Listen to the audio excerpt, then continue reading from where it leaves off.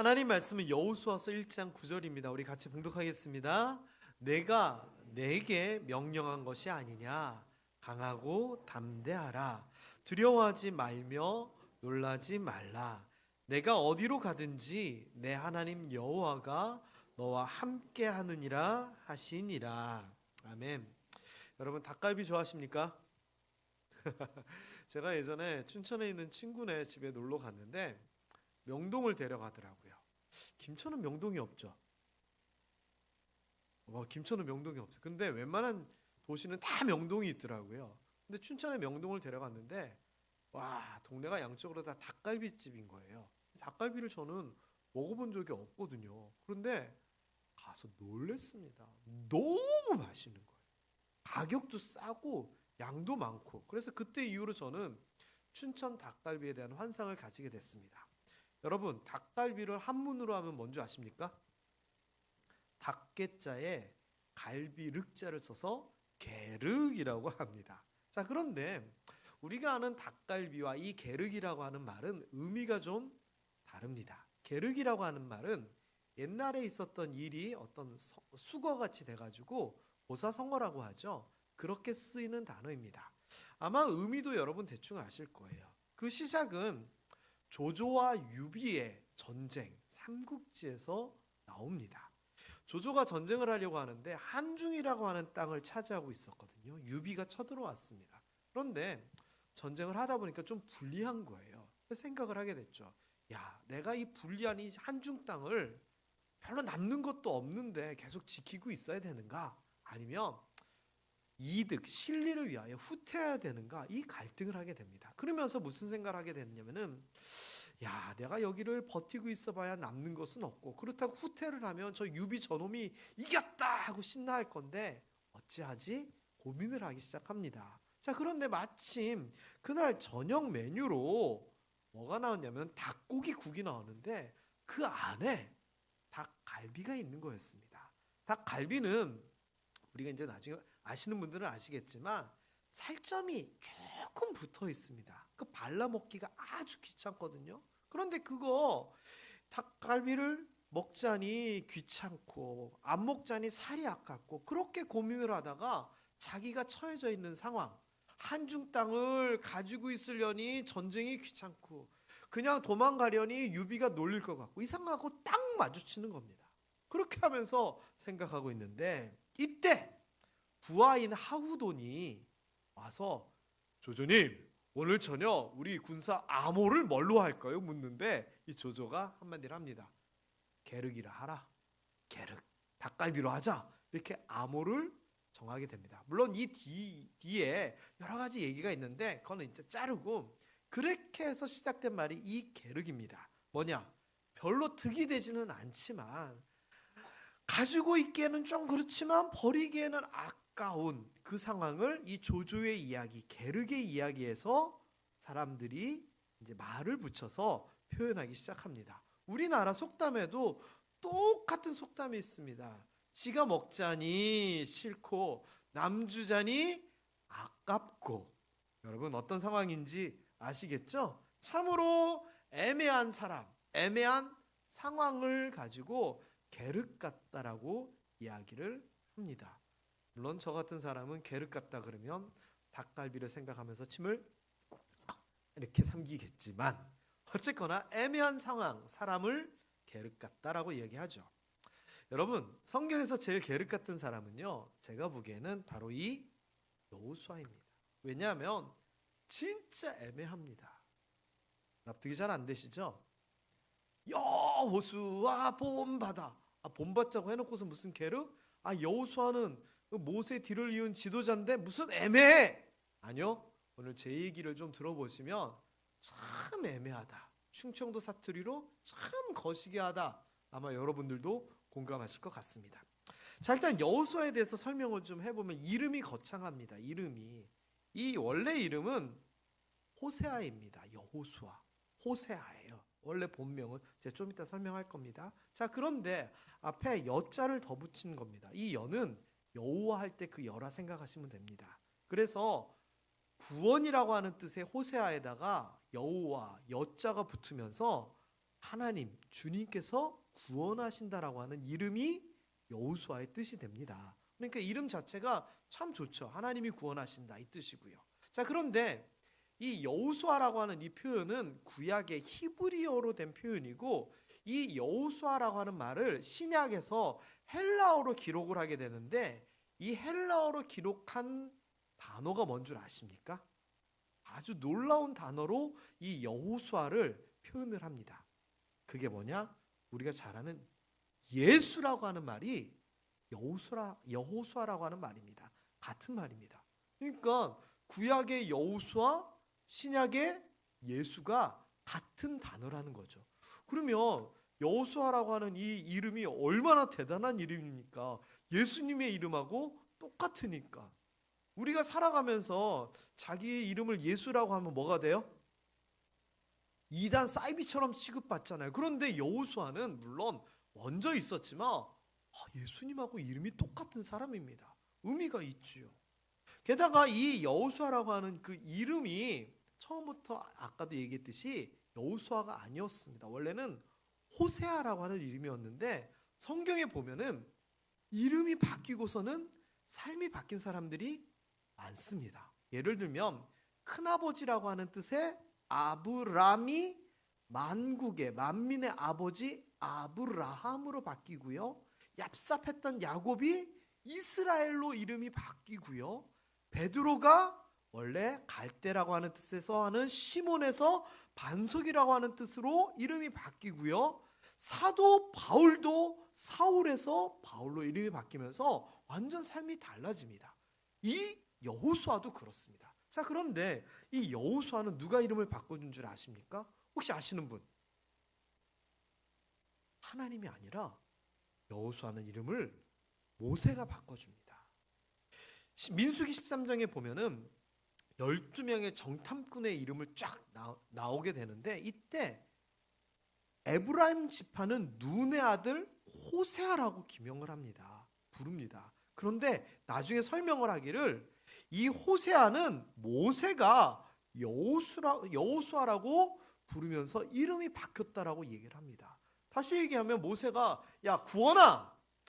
구원이 우리가 구원하는 게 아니지, 하나님이 구원하시는 거잖아. 그러니까 하나님이 구원하신다, 이렇게 너 이름을 여호세아로 바꿔라. 그래서 여호수아가 된 겁니다. 의미가 있지요.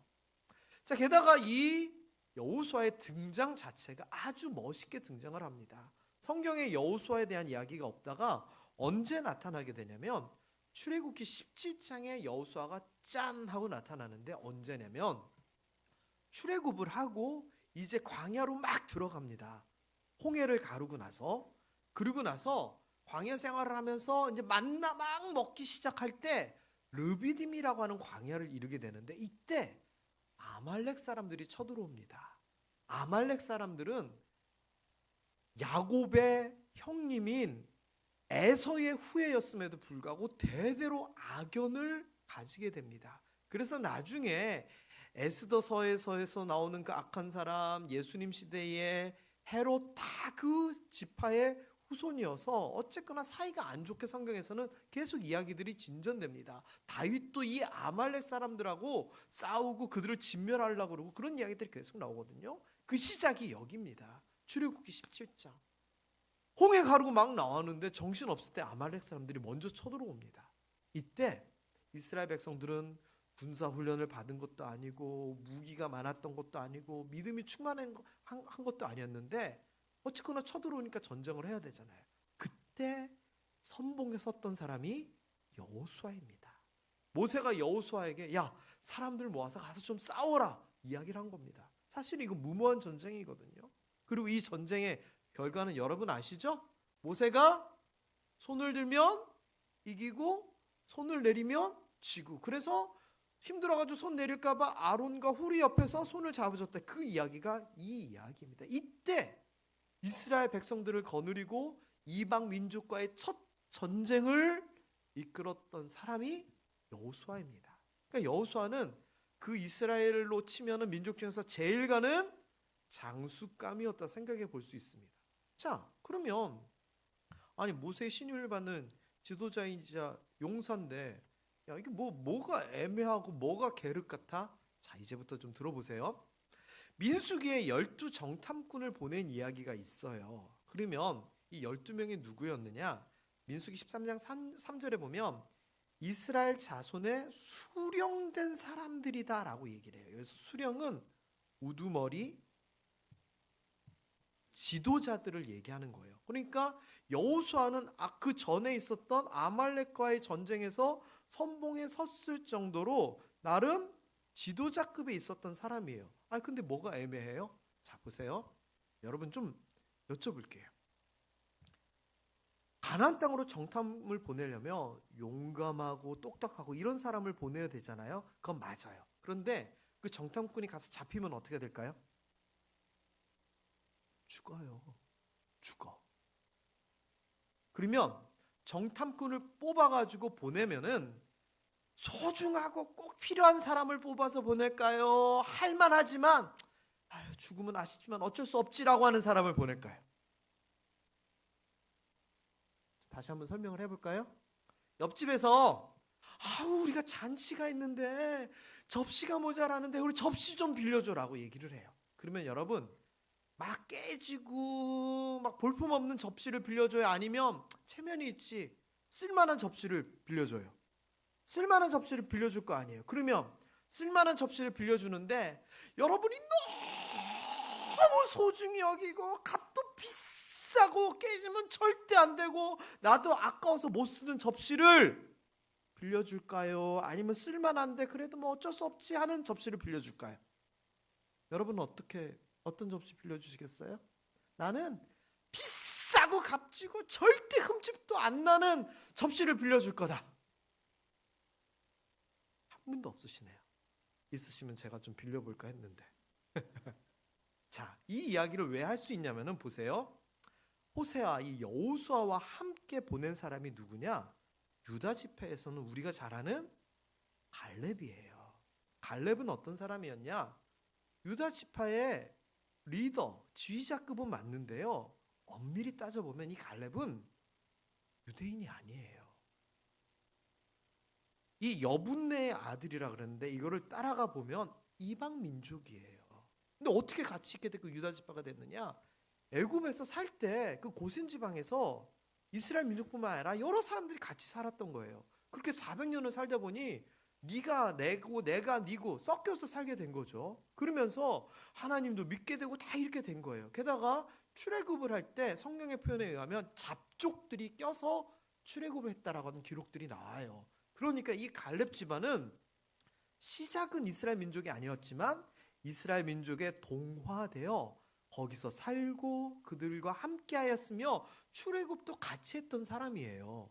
그러니까 미안한데 정탐꾼을 뽑아 보냄에 있어서 유다 지파에서는 그래 뭐 훌륭하고 똑똑하기도 할 뿐만 아니라 뭐 우리 지파도 우리 민족도 아닌데 갈렙을 뽑아 보낸 거예요. 참 매정하지만 이해는 되시겠죠? 그 맥락에서 보면 이 여호수아 어때요? 빌려주되 깨져도 되는 그릇이라는 거예요. 아니겠어요? 한 가지 더 생각해 볼까요? 뭐가 또 애매한가? 어쨌거나 이 여호수아가 이제 그러면 지도자가 되잖아요. 백성들이 여호수아를 어떻게 바라봤을까요? 모세처럼 바라봤을까요? 모세하고는 달랐을까요? 달랐을 거예요. 지도자이긴 지도자인데 달라요. 왜냐? 시작이 뭐예요? 모세는 어떻게 시작했죠? 어느 날 갑자기 쫙 나타났는데 40년 전에 행방불명된 왕족이라는 거예요. 그리고 그때 이스라엘 백성들을 돕기 위해서 살인까지 했다는 거예요. 그런데 그 모세가 딱 나타나서 하는 얘기가 하나님이 자기를 민족을 구출하기 위해서 불렀다는 거죠. 그거 어떻게 믿냐고 그랬더니 막 지팡이 던지니까 뱀 되고 나중에는 10가지 재앙이 막 나타나고 더 나아가서는 홍해까지 갈라버려요.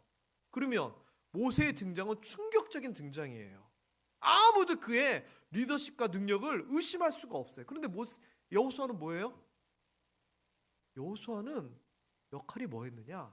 장군? 그것도 모세가 시켜서 한 거잖아요. 딱 성경에서는 뭐라고 표현되냐면은 그의 모세의 부하라라고 얘기를 해요. 그런데 이 부하라고 하는 표현이 좀 뭔가 좀 있어 보이죠? 아니요. 다른 번역에서 보면 종자, 시종, 섬기는 자라는 거예요. 여러분, 엘리야가 능력의 종, 선지자라 그러잖아요. 그 뒤를 이은 사람이 누구죠? 엘리사잖아요. 그런데 엘리사는 어쨌거나 엘리야보다 갑절의 능력이 있는 사람이니까 그렇게 기도하고 능력이 있어서 끄떡끄떡해요. 근데 엘리사의 시종은 누구였죠? 게하시였어요. 게하시. 이 게하시는 욕심부리다 벌받는 그냥 시종 종이었어요. 다시 얘기하면 엘리사는 뭔가 능력이 있어서 엘리야 다음으로 인정받았지만 게하시는 그저 시종으로 끝난 사람이에요. 시종. 종 따라다니면서 허드렛 일하고 섬기는 사람이었다는 거죠. 그런데 여기 이 표현이 게하시의 표현, 그 시종이에요. 그럼 여호수아는 사람들이 볼 때 뭐였냐? 모세 따라다니고 모세 앞에서 노새 끌고 모세 지팡이 들고 다니는 사람. 야, 나가서 싸워. 그러면 싸울 줄도 모르지만 나가는 사람. 야, 정탐해. 그 따라가는 사람. 다시 얘기하면 모세 그냥 그늘에 있었던 모세, 죄송합니다만 쫄다고 했어요. 그럼 여러분, 모세하고 똑같이 봤을까요? 아니에요. 게다가 이 여호수아가 뭔가 젊고 모세를 따라다녔지만 모든 사람들이 보기에 모세의 후계자다워, 모세가 키우나 보다, 이런 식으로 뭔가 있었을까요? 아니요, 그게 아니었어요. 예를 들면 정탐꾼 갔다 오잖아요. 10명이 우리가 메뚜기 같아요, 죽었어요, 우린 다 죽었어, 이러고 있을 때 여호수아와 갈렙이 아주 엄청난 믿음의 선언을 하잖아요. 야, 그 땅 너무 좋더라. 그런데 하나님이 주셨고 걔네들은 그들의 신이 떠났어. 그들은 우리의 먹이야. 하나님이 우리와 함께 하잖아. 그러니까 두려워하지 말자. 옷을 찢으면서 백성들 앞에서 막 열변을 토해요. 그러면 우리가 아는 영화나 드라마에서 막 분위기가 이럴 때 한 사람이 딱 나서서 우리 이러지 맙시다. 그러면 분위기가 어떻게 돼요? 영화나 드라마에서는 사람들이 막 눈이 촉촉해지면서 막 표정이 바뀌면서 그래 막 이러잖아요. 그런데 여호수아는 그렇지가 않았어요. 사람들이 오히려 돌 들고 때려 죽이려고 그래요. 이 말은 뭐예요? 백성들한테 안 통하는 사람이었다는 거예요. 그의 말이 먹히지가 않았어요. 영향력이 없었어요. 바른 말, 옳은 말을 했지만 백성들을 설득할 만한 깜이 아니었어요. 이 정도 사람이었다는 거예요. 그러니까 백성들의 신임을 받지 못했던 사람이 지도자가 되니 이건 그런 거예요. 여러분이 생각하시는 각 정당들이 있잖아요. 정당들의 대통령 후보들도 있고 뭐 그래요. 그런데 시대가 지나가고 그 밑에서 후계자가 나타나는데 아주 유능한 사람이 갑자기 쫙 나타나서 이끌어주기를 원해요? 아니면 그 밑에서 비서하던 사람이 그냥 올라가기를 원해요? 여러분, 정치적으로 생각을 해보세요. 누군가가 리더감이 팍 나타나서 그 사람 뒤를 이어서 해주기를 원하지 그 밑에 따라다니던 사람? 물론 그럴 수도 있어요. 그런데 우리가 바라는 거는 앞 사람만큼 잘하는 사람이 뭔가 나타나기를 바라는 거잖아요. 그런데 지금 여호수아는 그게 아니에요. 모세는 백성들을 설득시켜서 출애굽을 하는데 동조시켰어요. 근데 여호수아는 그게 안 돼요. 게다가요, 나중에 이제 보세요. 모세가 죽게 돼요. 어떻게 후계자를 넘기게 되냐면은 여호수아에게 안수를 해요, 모세가. 그때는 무슨 일이 일어났냐? 그에게 지혜의 영이 충만하게 돼요. 다른 표현으로 얘기하면 성령 충만하게 돼요. 그리고 사람들이 그거를 느껴요. 그래서 하나님께서 모세를 통하여 야, 다음 지도자는 여호수아야라고 명령한 거를 백성들이 받아들이게 돼요. 그래서 여호수아를 따르게 돼요. 그러면 목사님 잘 따르게 됐네요. 근데 잘 생각해 보세요. 여호수아가 여기서 뭘 했어요? 그동안 전쟁 나가서 아말렉과 싸워서 이겼죠. 근데 여호수아의 능력이에요? 모세가 손들어서 이겼잖아요. 정탐꾼 갔다 왔어요. 여호수아가 설득했어요? 아니요, 돌에 맞아 죽을 뻔했어요. 여호수아는 그냥 따라만 다녔죠. 그럼 이 말은 무슨 말이냐? 여기에서 다음 지도자가 된 것도 하나님의 명령이 있었고 모세가 안수했고 성령이 충만했다 하지만 여호수아가 잘해서 된 거 하나도 없어요. 이른바 요즘 우리의 표현으로 얘기하면 낙하산이에요. 낙하산. 그러니까 이게 여호수아 잘한 것 같은데 뭔가 뭘 잘했지? 분명히 믿음도 있는 것 같은데 그럼 성과가 뭐지? 애매해요. 애매해. 공부를 열심히 하는 사람이 있어요. 잘해요. 그런데 성적표를 보면 이게 뭐지? 그럼 공부 잘하는 거예요? 못하는 거예요? 애매한 거잖아요. 여호수아가 딱 그래요. 게다가요, 우리가 잘 아는 여호수아서 1장의 이야기들, 이 이야기를 보면은 하나님께서 여호수아에게 말씀하시는 얘기가 나오잖아요. 그런데 보면은 똑같은 표현이 3번이 반복이 돼요. 6절에 보면 강하고 담대하라 얘기를 해요. 7절에 보면 오직 강하고 극히 담대하여 강조해서 반복을 해요. 그리고 9절에 보면 강하고 담대하고 두려워하지 말고 놀라지 말라라고 3번을 얘기를 해요. 자, 그러면 여러분, 이 말은 의미가 뭐냐면은 야, 너 담대해야 돼. 담대해야 돼. 진짜 담대해야 돼. 하나님께서 강조하신 이유가 뭐냐면은 반대로 여호수아가 담대하지 못했기 때문이에요. 그렇잖아요. 만일 여호수아가 담대했으면 하나님께서 야, 담대해 3번이나 얘기할 이유가 뭐가 있어요? 그러지 못했다는 거예요. 왜 못했을까요? 본인 스스로도 잘 알아요. 나는 모세처럼 능력 있지도 아니하고 하나님께서 뭔가 사용하지도 아니한 그런 사람이라는 걸 본인이 잘 아는데 그 뒤를 이어가지고 지도자가 되면 얼마나 부담스럽겠어요. 게다가 해야 될 일이 뭐예요? 앞으로 가나안 땅으로 건너와서 싸워야 되는데 자기는 하나님께서 지팡이 던져서 뱀 만드는 능력도 안 주셨는데 나는 백성들 앞에서 얘기했더니 백성들이 나 돌로 쳐서 죽이려고 그랬는데 얼마나 불안했겠어요. 그래서 저는요, 여호수아를 볼 때 너무 애매한 것 같아요. 용감한 장수이기도 하고 믿음의 정탐꾼이기도 하고 모세의 안수를 받아 성령 충만하고 뭐 이거 맞아요. 그럼에도 불구하고 출신 자체가 모세의 시종 출신에서 비교가 돼요.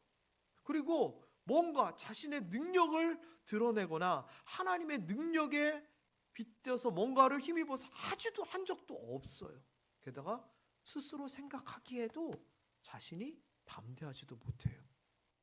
여러분, 그래서 제가 애매한 지도자 여호수아 이렇게 결론 내려보겠어요. 흠도 없고 나름 훌륭하지만 모세와 비교되는 애매한 지도자. 그쵸? 제 얘기를 들어보니까 물론 아닌데 하는 것도 있겠지만 그러네 싶은 것도 있잖아요. 자, 그런데 이런 상황요, 본인이 정말 제일 잘 알았을 거예요. 여러분, 그런 관점에서 나를 한번 좀 바라볼 거예요. 나는 어떤가요? 때로는 믿음이 큰 것 같아요. 그런데 때로는 쉽게 무너져 버려요. 우리가 하나님을 믿는 신앙인으로서 살아간다고 하지만 때로는 우리가 아주 세속적인 모습도 가지고 있어요. 하나님의 말씀을 붙잡고 살아간다고 하지만 시선은 세상을 바라보기도 해요. 직분을 가지고 충성하기도 하지만 어찌 보면 인간적으로는 또 너무 부족한 사람이기도 해요.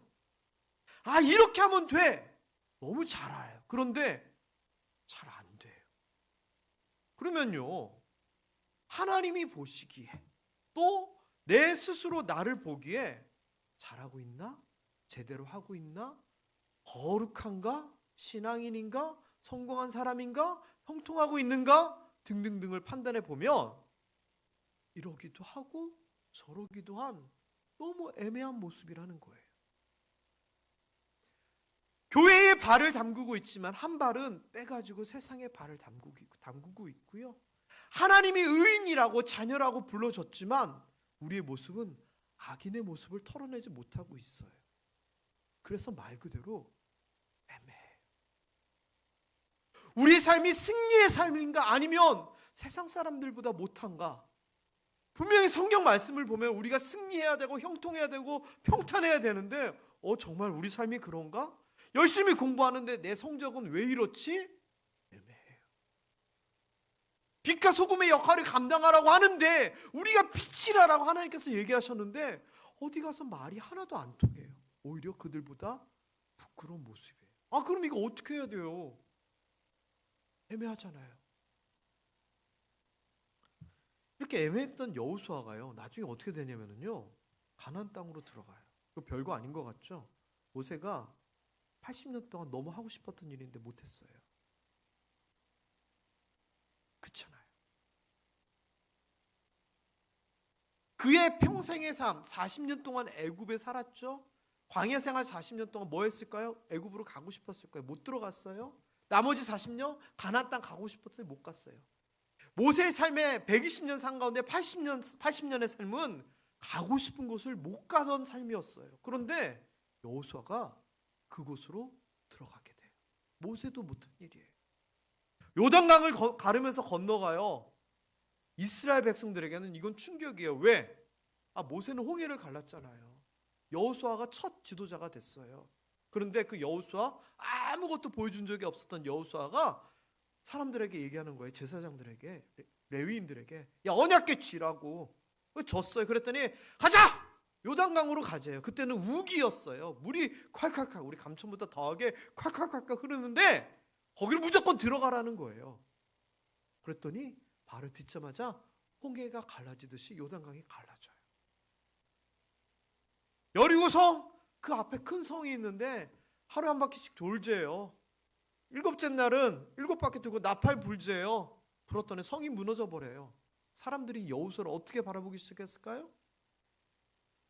모세와 같은 지도자로, 능력 있는 자로 보기 시작합니다. 게다가 모세도 못한 것을 해요. 모세가 능력을 베풀었지만 어떻게 베푸냐면 하나님이 시키는 대로 한 거예요. 지팡이를 들라 그래서 들었더니 홍해가 갈라진 거고, 반석을 치라 그랬더니 반석을 쳐서 물이 나온 거잖아요. 그런데 여호수아는 그걸 뛰어넘어요.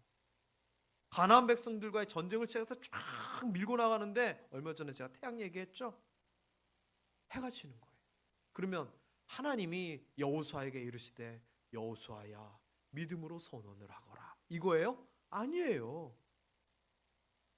여호수아가 자기가 그냥 외쳐버리고 선언한 거예요. 태양아 멈추어라, 달아 멈추어라. 그런데 하나님이 그 이야기를 들으시면서 자연의 법칙을, 어마어마한 우주의 법칙을 하나님이 흔드시면서 여호수아의 말한 대로 그대로 하나님께서 응답하세요. 모세도 못한 거예요. 그러면서 가나안 족속을 쫓아내요. 정리하면 모세가 하지 못한 일까지도 여호수아는 감당해요. 아니, 무엇이 여호수아를 이렇게 변하게 했을까요? 모세와 비교하면 초라했던 그 여호수아, 어떻게 해서 모세를 뛰어넘는 그러한 일들을 해내기 시작했을까요? 우리의 삶이 패배의 삶, 좌절의 삶, 별 볼 일 없는 삶, 아니면 애매한 삶이라면 어떻게 하면 여호수아처럼 어느 날 갑자기 이렇게 바뀔 수 있을까요? 이겁니다. 하나님의 말씀, 특별히 약속이었습니다. 우리도 하나님의 말씀이 약속이 된다면 여호수아처럼 애매한 삶이 아니라 확실한 승리의 삶으로 바뀔 수가 있습니다. 여호수아에게 하나님께서 뭐라고 약속하셨느냐? 같은 덩어리지만 굳이 좀 구별을 하자면은, 첫 번째, 모세에게 하셨던 약속, 가나안 땅에 대한 약속을 그대로 반복해서 여호수아에게도 주십니다. 1장 1절부터 4절에 보면 백성들과 함께 그 땅으로 가라. 내가 모세에게 말한 것과 똑같이 너희 영토가 되게 하리라. 모세와 동급의 동일한 약속을 여호수아에게도 주십니다. 그리고 두 번째, 아주 중요한데요, 자신감 없던 바로 왕과 싸워서 이겼던 모세, 이거와 비교됐던 여호수아에게 이렇게 얘기를 하시는 겁니다. 네 평생에 있어서 너를 대적할 자가 없을 거야. 너 싸움은 다 이길 거야. 걱정하지 마. 내가 네 뒷배경이 되어줄게. 약속하십니다. 그리고 세 번째는, 우리 모함교회 성도님들은 척하면 착 알아듣는 그리하면의 약속을 주십니다. 네가 다른 게 아니라 내 말, 내 율법, 내 계명을 읽고 묵상하고 그대로 지켜 행하면, 그리하면 형통하게 되고 평탄하게 될 것이야. 약속해 주십니다. 그리고 네 번째, 저는 이 네 번째가 여호수아에게 가장 가슴에 와닿았을 것 같아요. 아닐 수도 있어요. 근데 저는 그렇게 생각해요. 맞는지 아닌지, 긴지 아닌지는 나중에 천국 가서 여호수아한테 꼭 물어보세요. 저는 그렇게 생각해요. 왜냐? 그럴 수밖에 없어요. 왜? 그 전에는 계속 모세와의 비교를 제가 얘기했잖아요. 하나님께서 뭐라고 얘기하시냐면, 모세, 내가 모세에게 해준 것처럼 너한테도 똑같이 해줄게 하면서 아주 중요한 표현을 반복하세요. 5절과 6절에 이렇게 얘기합니다. 내가 모세와 함께 있었던 것 같이 똑같이 너하고도 함께 해줄게. 6절, 네가 어디로 가든지 나 하나님 여호와가 너와 함께 있어줄게. 너와 함께 하리라고 하는 약속을 모세 때 했던 것처럼 여호수아에게도 하신 거예요. 저는요, 여호수아가 요단강 건널 때, 여리고성 빙빙 돌 때 이 생각했을 것 같아요. 그래, 하나님이 이 땅 우리에게 주신다고 하셨지. 나와 싸워서 이길 사람 없게 하신다고 하셨지. 하나님 말씀대로 살면 형통하게 하신다고 하셨지. 그러면서 모세처럼 나와 함께 하신다고 하셨지. 이것이 그 마음속에서, 머릿속에서 떠나지 아니했을 거라 저는 확신해요. 나중에 여호수아한테 물어보세요. 분명히 그럴 거예요. 다시 얘기하면 하나님의 말씀이 여호수아의 말씀이 된 거예요. 그 약속이 여호수아 마음에 확신이 되고 소망이 되고 비전이 됐던 거예요. 그래서 그는요, 흔들림 없이 나아갈 수 있었어요. 이 뒷이야기를 보면 이 말씀을 하고 나서 여호수아가 뭐 하는 줄 아세요? 백성들에게 야야야 이제 가자, 준비해. 망설임도 없어요. 고민도 없어요. 바로 가나안 땅으로 들어갈 준비를 하라 그래요. 하나님의 말씀이 선포되자마자 그 말씀을 그대로 받아들이고 아무런 두려움 없이 전쟁에 임하기 위하여 백성들을 독려해요. 하나님의 말씀, 약속이 자기의 이야기가 되어버린 거죠. 제가 아까 네 가지라고 얘기했지만 과연 어떤 표현이 여호수아 마음에 가장 크게 들렸을까요? 사실 그게 중요한 게 아니에요. 한 단어일 수도 있어요. 전체일 수도 있어요. 한 구절일 수도 있어요. 중요한 건 그 말씀이 여호수아의 말씀이 됐다는 그거 아닐까요? 나는요, 우리 삶이 만족스러우세요? 잘 되고 있으세요? 성경에 있는 것처럼 복받는 삶을 살고 계세요? 신앙적으로 하나님 앞에서 우리가 제대로 하고 있어요? 내 자신이 나를 바라보기에도 잘하고 있는 것 같아요? 애매하지는 않습니까? 이렇게 하면 된다는 거 알면서도 못하는 거 많고, 이거 하고 싶은데 안 되는 것도 많고, 뭔가 잘 안 풀리지는 않아요? 여호수아처럼 뭔가 애매한 입장에 처해 있지는 않고 삶이 뭔가 충청도 사투리로 거시기 하지는 않아요? 이때 돌파구가 하나님 말씀이 돼야 됩니다.